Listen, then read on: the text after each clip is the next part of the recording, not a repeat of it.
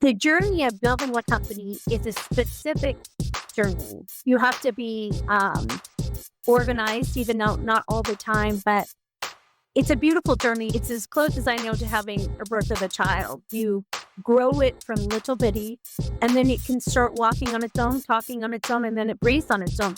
And you don't have to be there if you hire the right people. So it really is a journey. There's a lot of no's, but you wait for those yeses. You got to be really tough and tenacious. And when people are sleeping, you're working. And everybody called us the overnight success. Well, that overnight success took 10 years, 17 hours, a lot of tears, a lot of car rides, but we just didn't give up. And that's my message is anybody can build a business. You just can't give up. You die trying for entrepreneurial spirit. It is true. Voices with value, stories with soul, tools for transformation. This is Innovation Insights. Innovate so you do not stagnate. Welcome to another episode of Innovation Insights, where we dive deep into the minds shaping the future of industries through innovation, creativity, and groundbreaking research. We believe that innovation happens in all aspects of life. I am your host, Dr. Eulanda Sanders. Today, we are honored to have Tiffany Bressan Corbett join us for an insightful conversation. My guest began her journey in Colorado, earned a Bachelor's of Science in Apparel Design and Production from Colorado State University, and then leapt into entrepreneurship with fearless determination. As co-founder of Girl Extraordinary LLC, Tiffany created and launched more than 1,000 products, building the Girlio.com clothing line and scaling it to a national audience that included David's Bridal, The Knot, Wedding Channel, and boutiques from coast to coast before successfully selling the company. Yet Tiffany's creativity did not stop at fashion. She is an award-winning photographer whose work has graced magazine covers, greeting cards, and television screens on ABC and VH1. Guided by the wisdom of her late mother, Florence, also an acclaimed photographer, Tiffany believes life is about moments in time. Photography is about preserving a memory that lasts a lifetime. Today, Tiffany continues to innovate on many fronts. She and her husband, Gabe, have engineered a premium line of grill tools. She is launching Swan Talent, an agency dedicated to empowering emerging models. And she recently completed a comedy film script inspired by her entrepreneurial adventures. That is in addition to serving as a pageant judge, mentoring other founders, and speaking nationwide about product development and brand storytelling. Tiffany, welcome to the Innovation Insights podcast. I'm so happy to have you here. Thank you so much, Dr. Sanders. It is an honor to be here. Appreciate it. We have known each other for like over 20 some years. I feel that you can move past calling me Dr. Eulanda Sanders or Dr. Sanders and call me Eulanda. Well, amazing. I would type that out of my house. You're a doctor. Or you, Yolanda, but you'll always be doctor to me, but I will. You're really kind. Just please call me Yolanda. Oh my goodness. Again, we've known each other for a long time, and you were one of my students, and really had a fun time having you in classes at Colorado State. And I've enjoyed following your journey. Just amazing, amazing. So our guests are really going to be in for a treat. You are for having me, Yolanda. It is a true honor to be here. Brought me most of what I know, and a lot of my success too.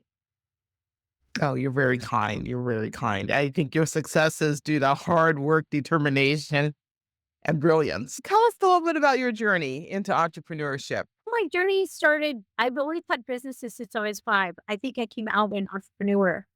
I sold earthworms in Colorado Springs for $5 to fishermen. I sold bracelets in the 3rd grade parking lot that I made, and licorice. So I came from 2 entrepreneurs. So that's what I knew. And I just came out an entrepreneur, really. I worked for others, but my true core is entrepreneurship. I love it. I love it. And your background, because if I recall, you have the apparel design and production degree, but you also have a background in psychology too. I do, yes. And that was extremely helpful in psychology with working with so many different people, working with business owners and being quite young when I started. The interesting thing is we all bleed red. We're all dynamically similar. And the human mind is you learn from your experiences how people were. Just want to be heard and felt and seen. So that common thread goes through business, goes through life, goes through mother. I think it makes you a great listener and very empathetic too. During our prep meetings for this podcast, I've walked away. I was like, oh my gosh, I need to talk to her every week. Get a call every week. I would love for the smartest women I've ever met in my life. Oh, you're so kind. You're so kind.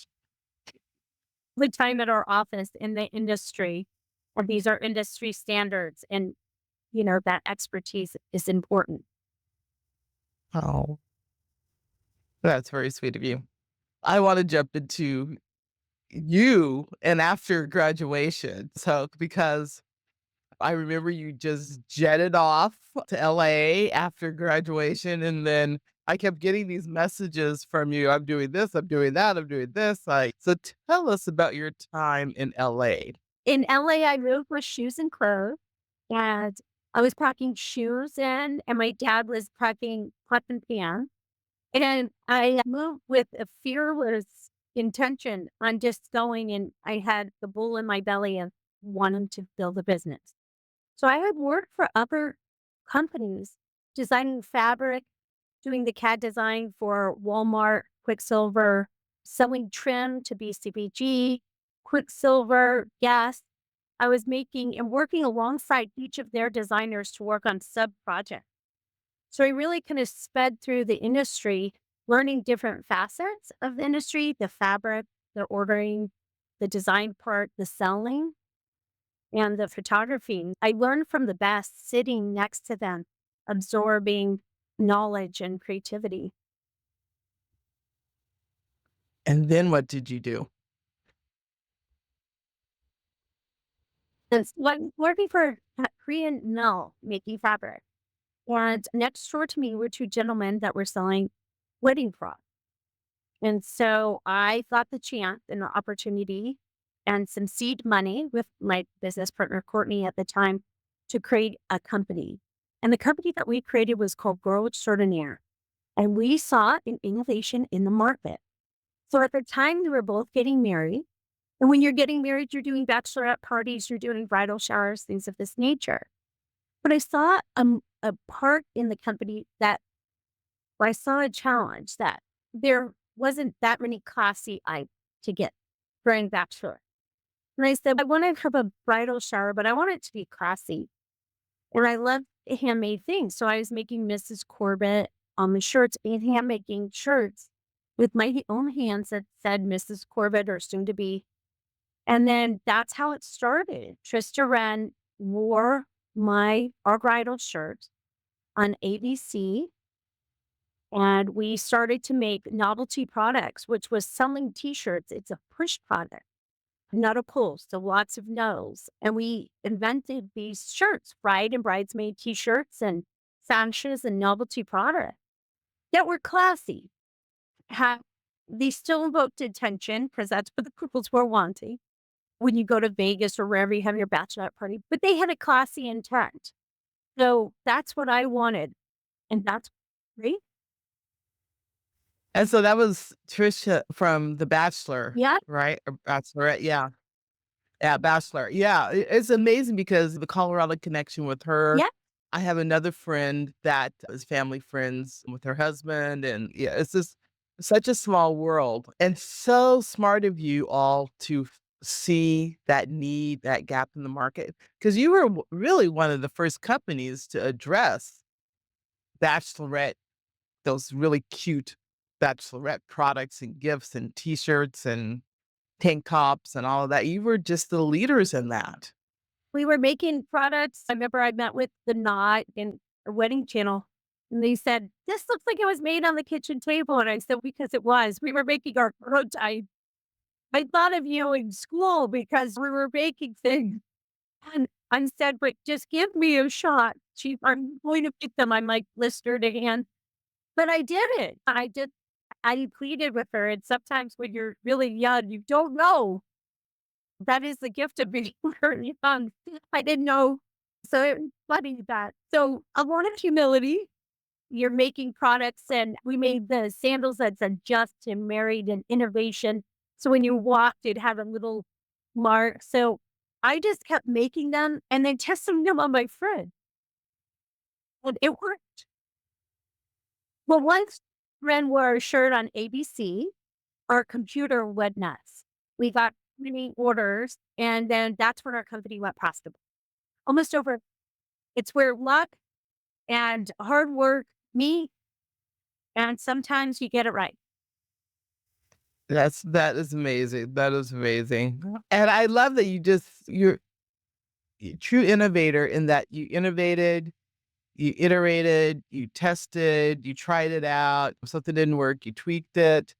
And I love that you took something because I remember your projects from school.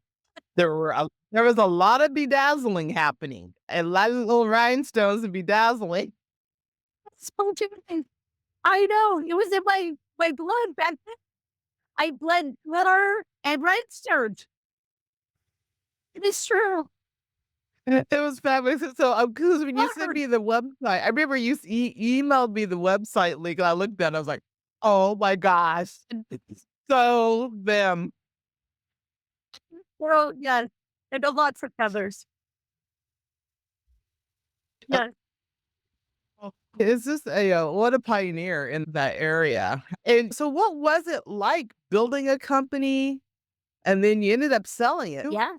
Yeah, so what was that process like? So building a company as an entrepreneur, I would really state like think about your company when you build it, right? Are we going to build it to sell it? Or are we going to build it to keep it, give it to our child, whatever? Or is this going to be a legacy project? So it's called Grow Extraordinaire. So I was thinking I might give it to Brooke if I had a girl, but she has her own adventures in her own life. But the journey of building a company is a specific journey. You have to be organized, even though not all the time, but it's a beautiful journey. It's as close as I know to having a birth of a child. You grow it from little bitty, and then it can start walking on its own, talking on its own, and then it breathes on its own. And you don't have to be there if you hire the right people. So it really is a journey. There's a lot of no's, but you wait for those yeses. You got to be really tough and tenacious. And when people are sleeping, you're working. And everybody called us the overnight success. Well, that overnight success took 10 years, 17 hours, a lot of tears, a lot of car rides, but we just didn't give up. And that's my message is anybody can build a business. You just can't give up. You die in trying for entrepreneurial spirit. It is true. Such great advice. So was it hard to let go of the company and sell it? It was, we got a cash offer. It was the right time. I was juggling motherhood, 25 employee life. And I just wanted to embrace motherhood completely. And I had always brought Brooke. She was at the office picking out fabrics and things of that nature. But then I looked at her and I said, she needs to be our part. I can always create another business, but I can't create another baby. Right. So I made a hard choice. Some mothers have to choose. I was doing everything for a while and then I wasn't. It was hard to let it go. It went to the right owner, it went to our biggest competitor. She took very good care of the company. It was bought and sold a few times. So that is exciting. But the legacy still lives on for me in the story and what I learned. Yeah. Then it just launched you into other products. And so how do you decide that a product is worth pursuing? Because you've created over 1,000 different products, which is amazing. Once you get into the hummingbird, I am like a hummingbird. Once you get into the rhythm of creativity, one sorts another one, and it becomes like an Easter egg contest. Like you birth one, and then you see what worked and what didn't, and you tweak it. The shirts were working, so then we created handbags, and then we created the just married swimsuits, and then I actually blew up my wedding ring and created a and sold that nationwide to Fredericks of Hollywood and different companies. So one idea spawns to next. I just back when we had photocopiers, I just made my ring to size 15 and made it into it was one of our best selling products. So when you're in the creative bubble and you're in your flow, it really goes. And sometimes it doesn't, but then you try again. 409, it took them 409 tries. That's why it has the name. Oh, I love it. I love it. 409. Yeah. Well, that's that patience too. That's one thing that entrepreneurs need to have is that patience to try it again and again and again. Oh my goodness. It's a real true resilience. No one would like my middle name for a very long time. When we called the bridal stores and I said, I would like you to buy my bridal t-shirts. And they're like, no, we make wedding dresses. And I said, just give me a little corner of your store. I promise they'll sell. I'll take them back if they don't. That's how we got David's Bridal. We guaranteed. I said, I believe in my product so much that if you just give me a chance, which was very expensive, ship all doors. If they don't sell, I'll take them back. And Wow. they sold in 6 weeks, complete out restock order. Sometimes you have to believe in yourself, even when it's shaky. That's an incredible story. Yeah. It reminds me a little bit of Sarah Blakely. I was listening to her on a podcast a couple weekends ago as I was on a road trip and yeah, her talking about going into the retailers and that negotiation and being there and that tenacity. Yeah, very similar. I would just pick up the phone and call people on CNN and ABC and Courtney will be like, what are you doing? I'm like, the worst they can say is no, and we're here with, but what if they said yes? So a lot of times they said yes, and I'd call consecutively. There is something to the squeaky wheel. I squeak like crazy. You just keep trying. I had a third try with everybody. They really didn't know we know. Oh, I love it. I love it. And just, you also have an interesting combination, which I feel is really important, and especially for anyone that is in product development or design, is photography. I have studied photography. It was one of my 4-H projects, and it is something I talked about with some of my students. But you have really taken it and really embraced that. And so, how has being able to be a photographer helped you through this process of product development? Because I'm sure it can save some money with being able to photograph your own products. My mother was a famous photographer. She shot for John Denver and Dalai Lama, and I was her model. So I was always in front of the camera since I was 5, listening. She needed a subject. And then throughout the years, I learned I had the eye. I had been listening to her. She took me to go shoot John Denver's concert and Native American tribal wonderful things that I had access to as a child. She was quite a trailblazer. So I learned the master and not giving up, being fearless. And they tell a story and they are part of you. They're the only everlasting thing you have. So I learned that skill. I learned how to move in front of the photographer, in front of the camera as a model. But then on the flip side, I heard all the things. And in my mom's darkroom, we would do the photos together. So I took that as an art to photograph products because photography, a great product, if it's not photographed correctly, whether it has, color and design, it doesn't sell. You can kick yourself in the foot if you don't use the right colors or design, right? I think even if you know how to place a product, where on the page, what the background looks like, these are key things to help target your customer to make it look to sell it. What do you think about artificial intelligence, AI, and photography and mocking up products? What are your thoughts about that? Great question. It's a double-edged sword because I've been the click and snap and the SLR cameras, shoot Canon, shoot Nikon. Now we have in 2 seconds, we can transform an incredible background into a piece I would have been on fire if I had this when I had my company. Because there's a lot of steps away from some of the genuineness that I enjoy. Yes. You're either a past person or a future person. My aunt taught me this. And you have to go with the future. If it is, you got to embrace it. So I do think it helps businesses. You can say, hey, I want to put this on a white background or wood background. In 30 seconds, AI will do that for you. Whereas I could pull a photographer, set it up, take 5 shots, take out the background. Is a time saver. Is it authentic? I can always tell when somebody used an AI picture, but for the naked eye, some people can. And as long as they don't take over our world, I'm okay with it. Oh, and I don't believe it will take over the world at all. And I think you would be an excellent prompt writer for AI photography because you understand the camera, the settings, the lighting.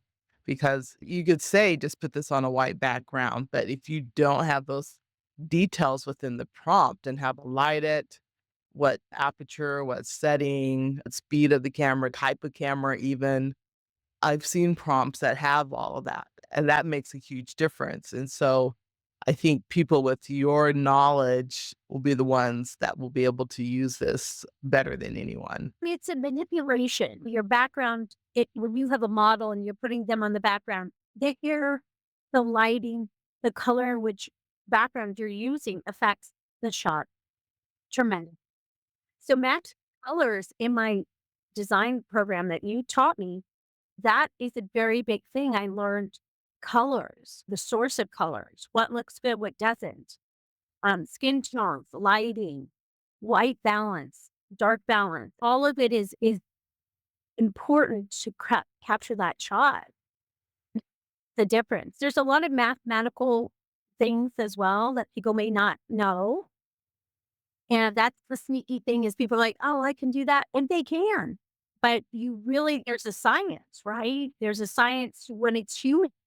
That's going to camera. There's a science of rain and wind. And if you can't control those variables in a studio or something where you have the master of control, you have to be very flexible.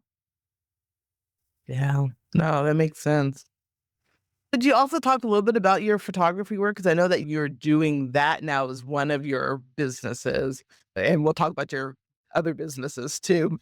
And I know that you have a photography studio and you do work for some magazines, and you're in Austin, Texas now, right? I am. I love photography. I did not know I had a gift for it till later at 19. After my mom had passed away, she asked if I wanted her camera equipment, and I didn't know I had that gift.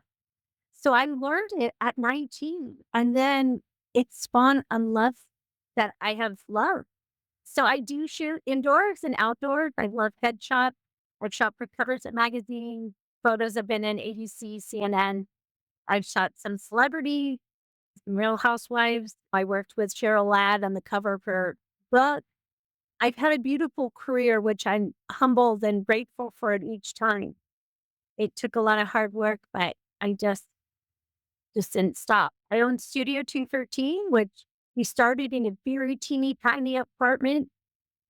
213, we lived next to 212, and 213 was this tiny, humble apartment where I started my photography in California. So it was a special thing. I didn't have much. It was maybe 100 square feet, and I would start doing photos in that almost closet. And then, your life grows and you make better choices. But that's my humble story of how it started. I love it. I love it. Oh my gosh. Yeah, what a great name to recognize the start of the business and the location. That's really cool. Very cool.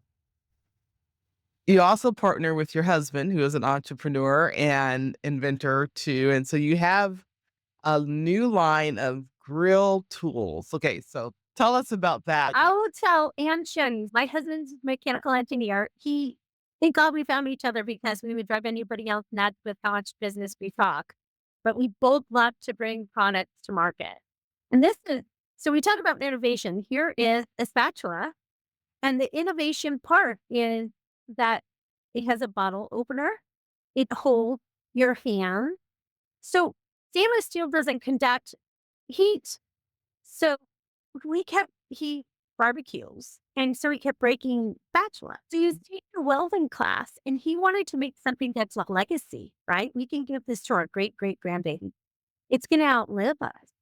So the grip of it, the way you hang it, and this actually, you turn around and this pulls up the grate. So every one of his products has innovation. They're innovation, right? The grip of it. This pulls out a cast iron. You can pull out of a cast iron stove. So problems that we've had pain point that we have, it's problem and solution. These are very important. So any pain point that you Google online, this is for an SLR camera. So when we went to Thailand, I ran my camera into everything. It's a very large camera, right?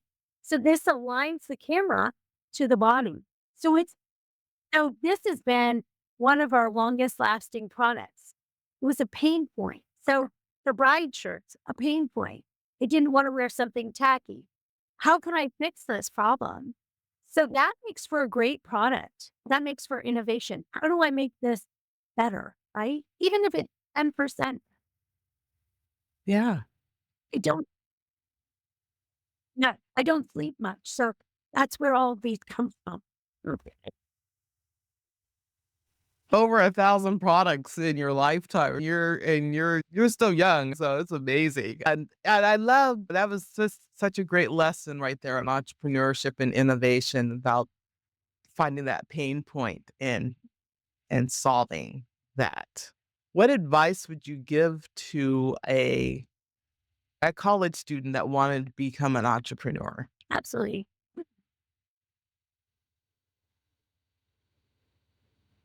I think everybody has a little entrepreneur inside of them, whether or not they choose or the $1,000,000 idea. I don't think there's anything more special about me. I just tried her. So I think you got to go for it. One of my recommendations is from my husband, Gabe Corbett, that he has a little notebook from the time we've been together almost 25 years. And when you get that little idea, that little knob, you write it down. And, oh, this is bothering my back is itching, whatever it may be. How can I solve this?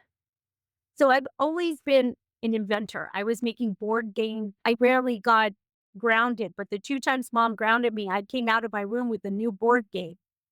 So I was constantly inventing stuff. I'm just like, how do I make this better? So track your ideas, write them down, write a timeline because a timeline, a goal, you have to have steps. Otherwise, it's still a dream. So write down the steps it would take, the idea.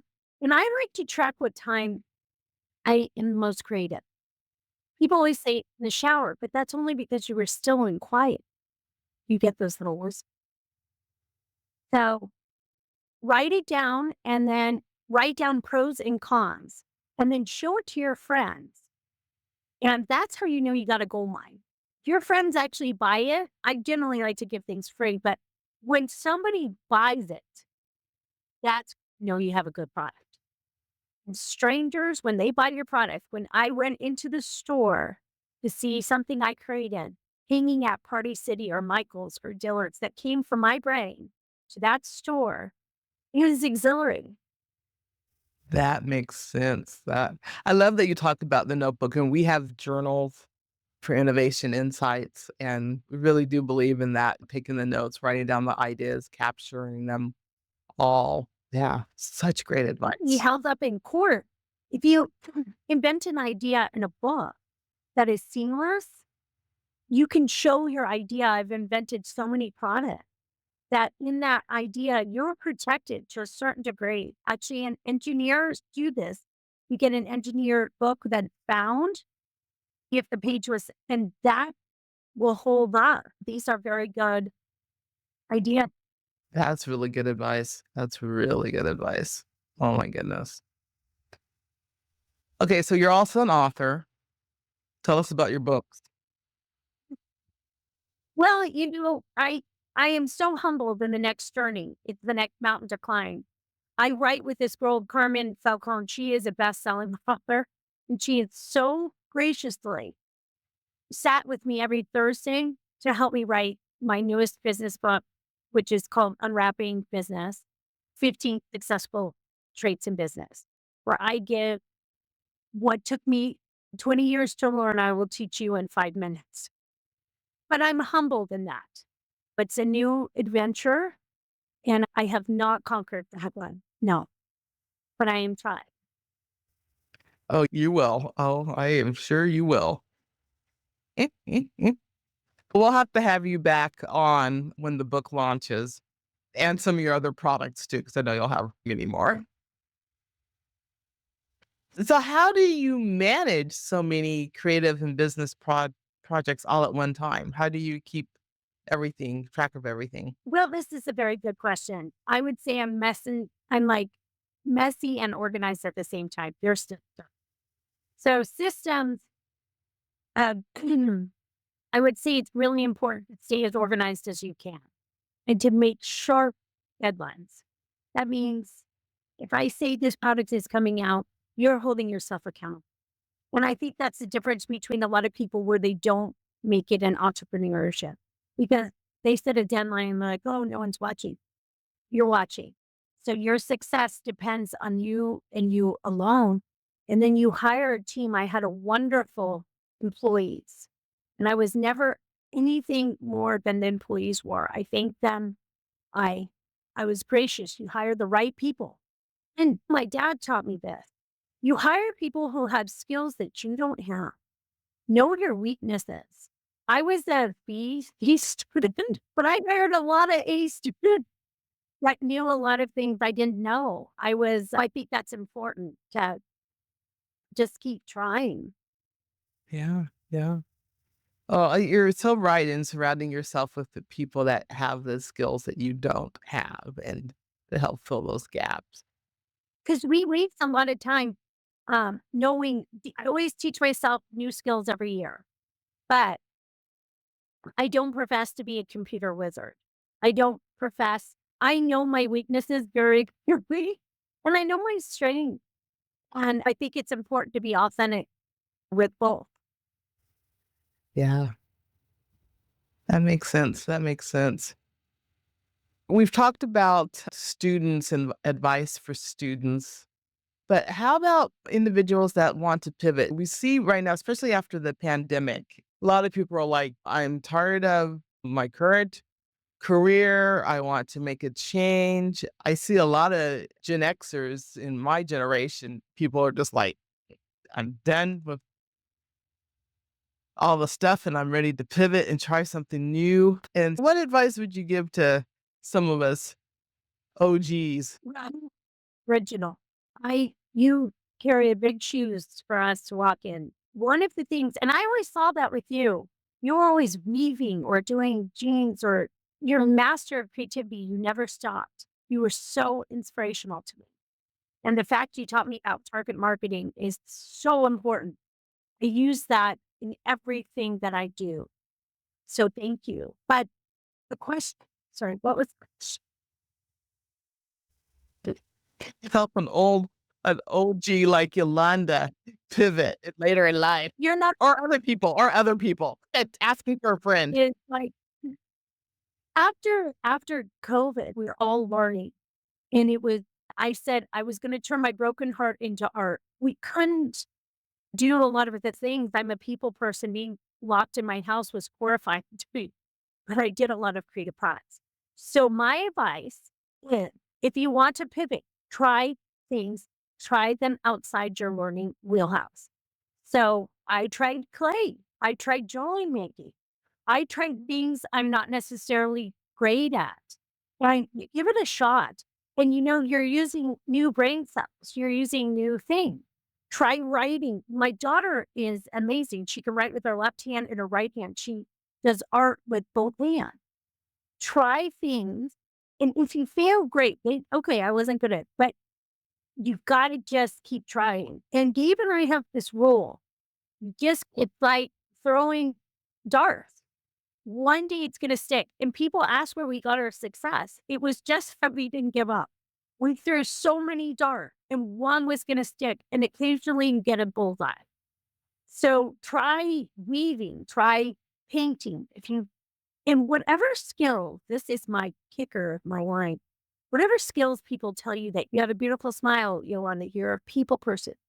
Those are all your God-given talents that will be transferred into money. If you use them properly, you have this unique set of skills. Everybody does. And identifying those is so important. And then just reflecting it back to the universe. Here's my gifts. This is what I have to offer.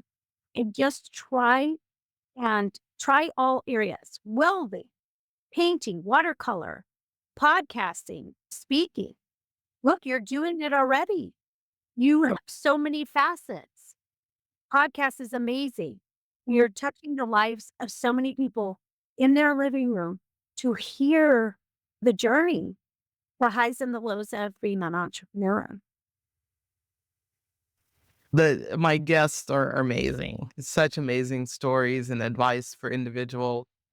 Huh? It takes one to know one. You are. Oh, you're very kind. Let's see. We've talked a little bit about storytelling, but I want to go back and because that is something that we really value here.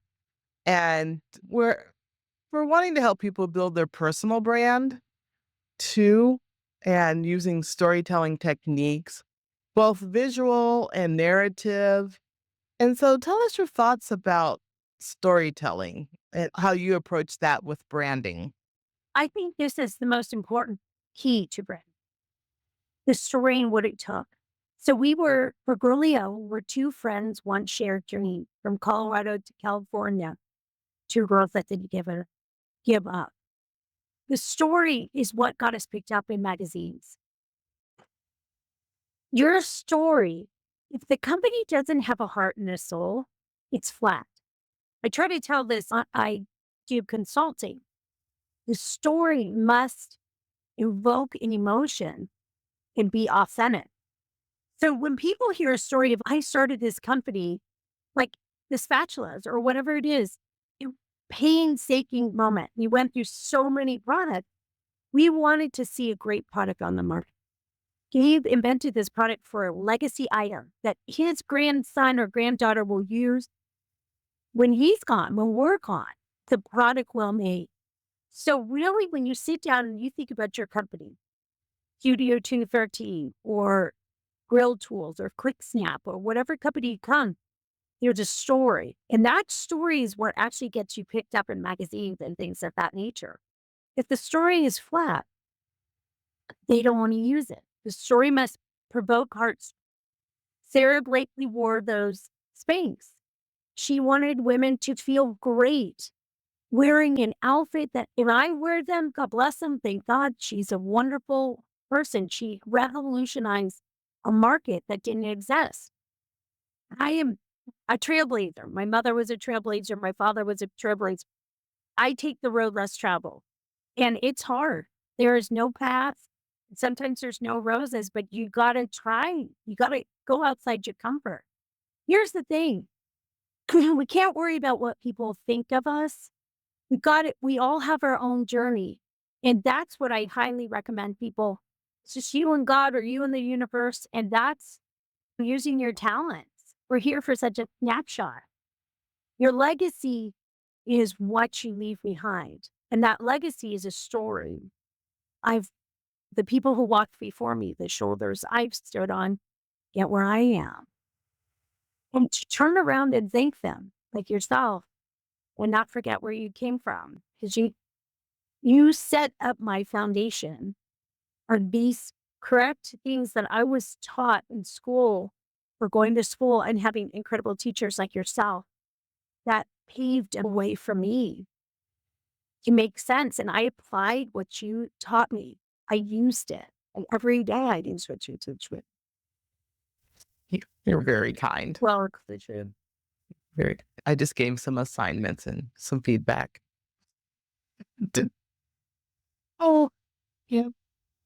But that was really just such a lovely way of wrapping up the importance of storytelling. And I find that especially academics sometimes have a hard time telling their story. And that's one of the 6 personas that we're working with at Innovation Insights. And I'm definitely not here to twist anyone's arm and force them to build a personal brand, but I feel that if academics were to tell their story, people would understand academia better. But I might be just out there in my own field. it's the trailblazers like yourself that set a path of persistence and a roadmap for others. It was so important to me, really understanding target market, who she is, what she eats, where she shops, who am I selling to, right? Knowing those things, really knowing who she is, who's the guy or girl that's going to buy this. Thinking about that person that you're creating a product for. Once she eat, I remember you gave me the project. I did Blake Taylor and I wrote that was like one of our big assignments. Where she shopped, when she ate, what she looked like, how much money she bought. I see her all the time, this fictitious character that I create, but it was great because I narrowed it in. And then I thought of her and her friend's friend. And I could shirt for all of for each person. I can't tell you how many students over the years have hated that part of project though.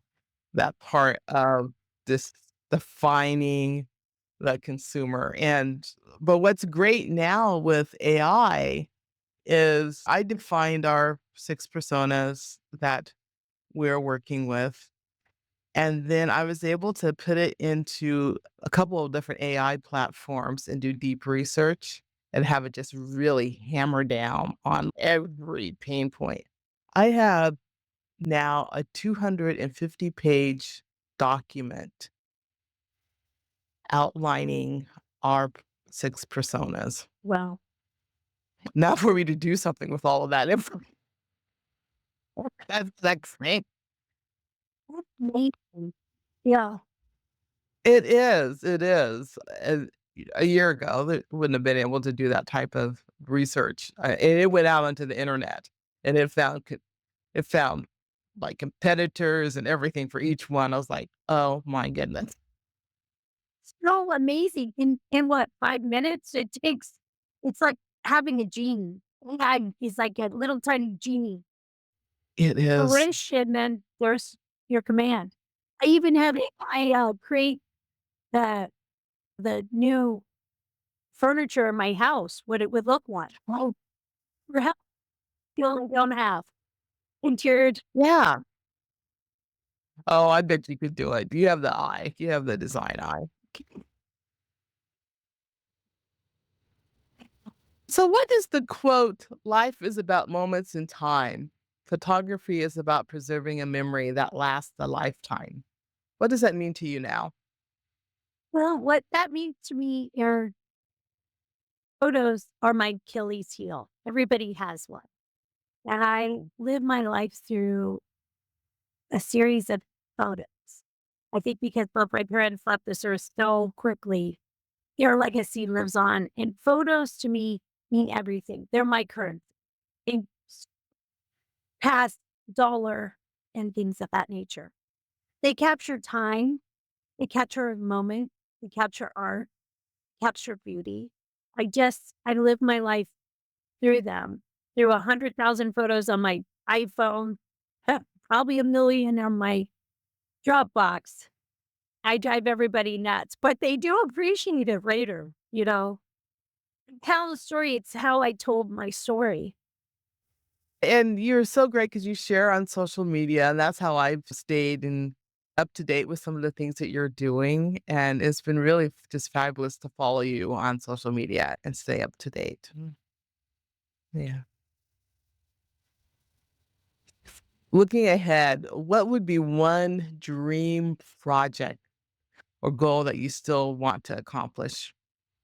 Well, one current dream that we wrote a movie script. So I finished that. I got very sick. And for 40 days, I had to stay in bed. And I was like, I'm not going to make this time wait. I'm going to use it. So my husband and I had a real life story happen to us. It's a comedy, slightly based on our real life. We completed that script with the help of Lee Fevers. He helped us. And that is my dream. That is my ultimate dream is to get that. So we're in the process. The script is completely sold.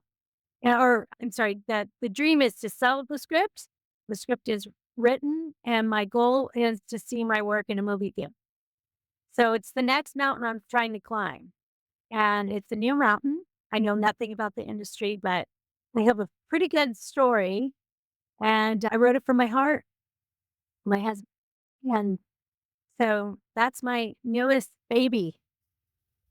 Oh my gosh, I can't wait to see you at the Oscars.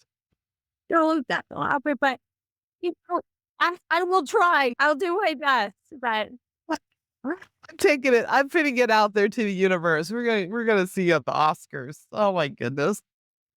we'll be invited. Thank you. Oh my goodness. I would also like to ask you our question of how do you define innovation? Great question. And I love your company's name and colors. And innovation to me, to my heart, is bringing a product to market. It doesn't necessarily have to be a product. It can be a story. It can be a photo. It can be anything. But innovation is seeing something that may not exist or you make it better.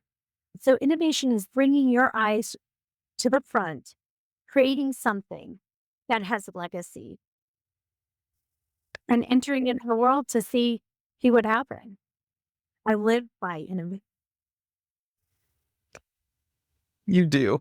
You do. We'll see what happens. I live by lots of failures, but you wait for that success. You just keep, it's like a Rubik's Cube. You just keep twisting it. And those colors don't always line up. Sometimes you get a red side and blue side and yellow and green. My husband's a master at Rubik's Cube, but I am not. But once they all line up, you get a home run. And you bring it to a trade show and you see what the outside public says. And they're honest and it's great. There's a big thrill in it. I suggest everybody create something. That's a wonderful definition, and great example. Thank you. You are just so inspiring. Thank you for being here today and sharing your story and perspectives and advice with our audience. Dr. Sanders, Eulanda, I wouldn't be here if it wasn't for you. I really, Oh, you would be. You would be. You would be. You would be. well, thank you. No, no, thank you. Time and tide wait for no man. That's one of my favorite. I taught me a good timeline. Getting stuff done, finishing what you start, and focus, laser focus on what you want. Learned some incredible skills from you. Thank you. On that note, before I start crying or something, to our audience, I hope you enjoyed this episode. Please subscribe and comment on the podcast. It helps us to continue to bring insightful and inspirational conversations like this one to you. Please do not forget to follow Tiffany's work. I'll make sure that all that information is in the show notes on ways to follow her and get in contact with her and stay connected with us on all of our social media and visit our website for more resources, upcoming episodes, and to engage with the Innovation Insights community. So thank you for tuning in and keep innovating, keep dreaming, and keep making a difference.